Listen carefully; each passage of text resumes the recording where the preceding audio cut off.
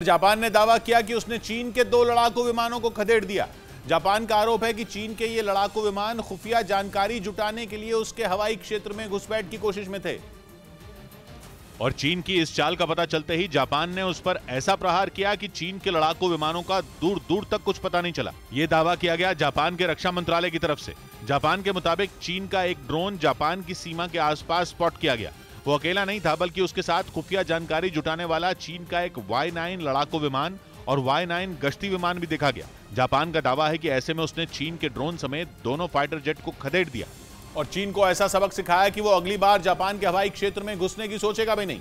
बताया जा रहा है कि चीन ने यह कदम तब उठाया जब जापान और अमेरिका की सेना मिलकर सैन्य अभ्यास कर रहे हैं, जो प्रशांत महासागर में मौजूद जापान के योनागुनी टापू में चल रहा है, ताकि किसी भी स्थिति में दुश्मन को मुंह तोड़ जवाब देने के लिए जापान हर वक्त तैयार रहे। जापान ने दावा किया कि चीन के इन लड़ाकू विमानों ने ओकिनावा और मियाको आइलैंड के बीच उड़ान भरी। दावा है कि ये फाइटर जेट जापान के पास मियाको स्ट्रेट को पार करके ओकिनावा के पूर्वी तट तक पहुंचे, जिसके बाद वो वहां से उत्तर की तरफ मुड़ गए। जबकि शायद ही कभी ऐसा देखा गया है कि 2 द्वीपों के बीच उड़ान भरने के बाद चीन के विमानों ने उत्तर की तरफ उड़ान भरी।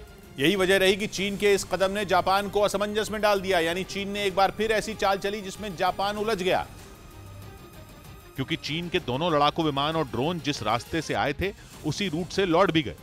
हालांकि जापान के मुताबिक उसने चीन के लड़ाकू विमान को खदेड़ डाला, लेकिन उसने चीन को किस तरह जवाब दिया, चीनी ड्रोन और विमानों को खदेड़ने के लिए उसने किस एयरक्राफ्ट का इस्तेमाल किया, ये सब नहीं बताया और ना ये जानकारी दी कि उसे चीन के लड़ाकू विमानों को खदेड़ने में कितना वक्त लगा। लेकिन इतना जरूर कहा कि जापान के हवाई क्षेत्र में चीन के ड्रोन और दोनों लड़ाकू विमानों को घुसने नहीं दिया गया और जापान ने इस बात को फिर दोहराया कि वो चीन की सैन्य चाल पर नजर रखे हुए है और हवाई सीमा के उल्लंघन पर जापान कार्रवाई से कभी पीछे नहीं हटेगा। लुहांस्क में रूस के सैनिक बख्तरबंद गाड़ी के साथ बारूदी सुरंग की चपेट में आ गए, जिसका वीडियो यूक्रेन के मीडिया ने जारी किया, जिसमें रूस की बख्तरबंद गाड़ी के परखचे उड़ते नजर आए। वीडियो में दिखा कि बारूदी सुरंग पर जैसे ही गाड़ी का टायर चढ़ा, जोरदार धमाके के साथ आग की लपटें उठने लगी, जिसके धुएं ने पूरे इलाके को अपनी जद में ले लिया। इस विस्फोट में मारे गए सैनिकों के शव इधर उधर बिखर गए। धमाका इतना जबरदस्त था कि मलबा हवा में उड़ने लगा।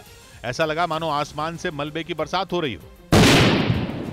आसपास के मकानों को भी भारी नुकसान पहुंचा। यूक्रेन के मीडिया ने दावा किया कि रूस के सैनिक अपनी ही बिछाई बारूदी सुरंग का शिकार हुए, जिसमें उसके कई जवान मारे गए। G20 समिट के दौरान कनाडा के प्रधानमंत्री जस्टिन ट्रूडो ने शी जिनपिंग के सामने चीन पर गंभीर आरोप लगाए। उन्होंने चीन पर कनाडा के आंतरिक मामलों में दखल देने का इल्जाम लगाया और यहां तक कह दिया कि कनाडा के लोकतंत्र और वहां के संस्थानों को चीन निशाना बना रहा है।